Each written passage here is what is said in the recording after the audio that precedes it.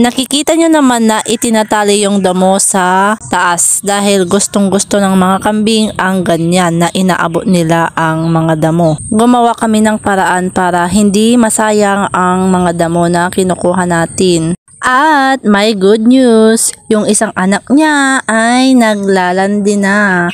Hulaan nyo kung sinong kambing. Ang buwan ngayon ay September. Ipinanganak sila nung March. So, ibig sabihin, 6 na buwan, naglandi na ang ating kambing na babae.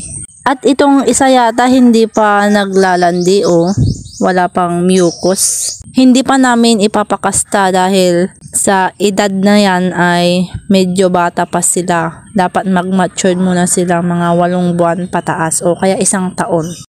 Huwag niyo pong kalimutan na i-subscribe ang aking channel. Maraming salamat po sa panonood.